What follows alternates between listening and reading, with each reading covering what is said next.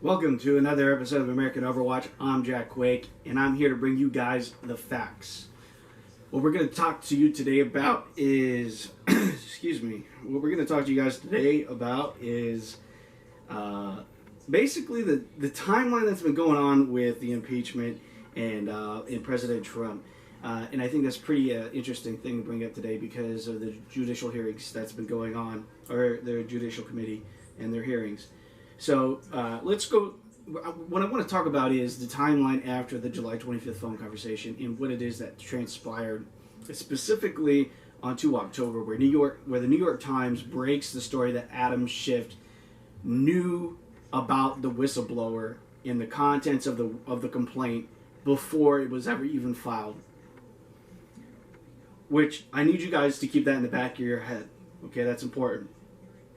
On 29 October, Alexander Vindman testifies that he's not the one who brought this issue to the CIA and the committee's attention. Okay? That's on page 14 of his deposition behind closed doors on 29 October. Okay? That's very important to know.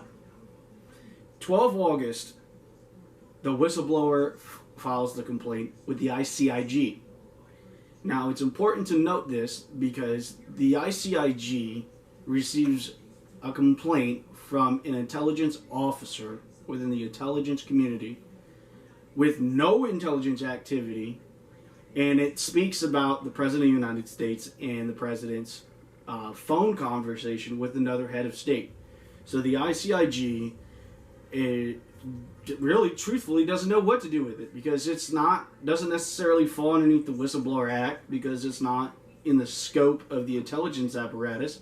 It doesn't have anything to do with any intelligence activities at all.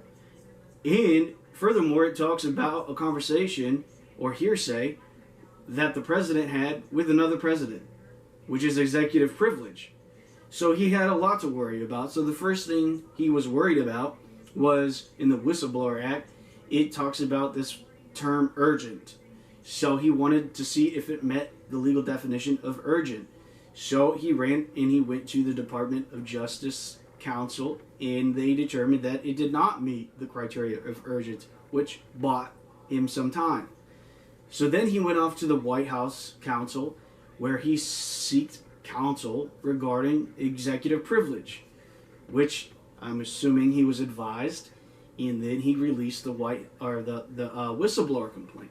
Now he releases the whistleblower complaint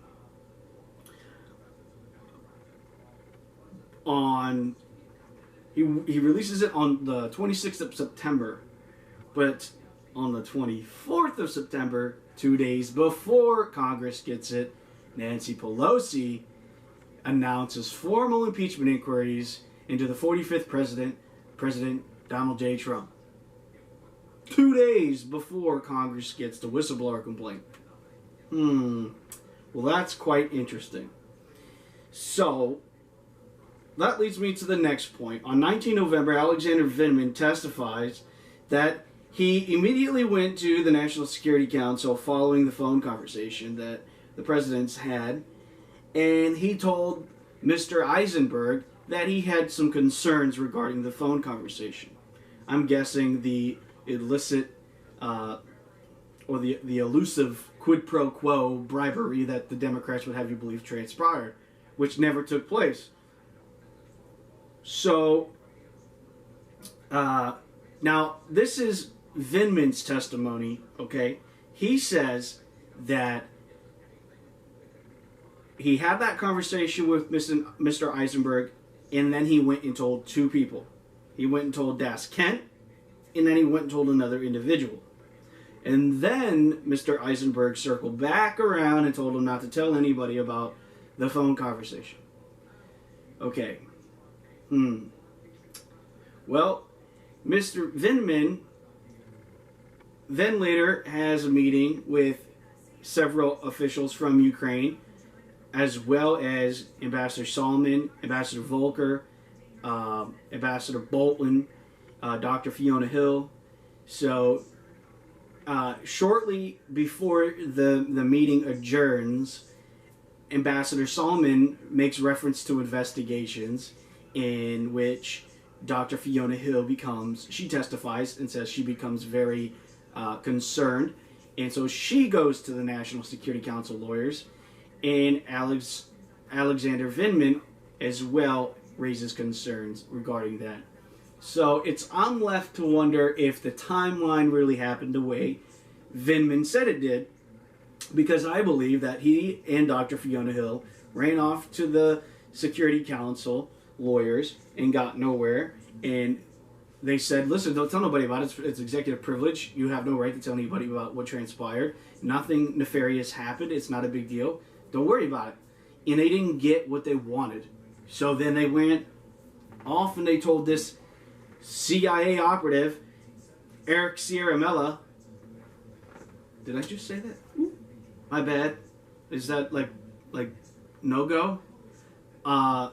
They ran off and told him, the other CIA, the intelligence officer that Vindman was alluding to in the testimony, in the line of questioning that Mr. Jordan was having. Oh, and by the way, how do we link those two together? Because during that line of questioning that Mr. Jordan had, Adam Schiff says, whoa, stop. You can't do that if it's going to oust out the whistleblower.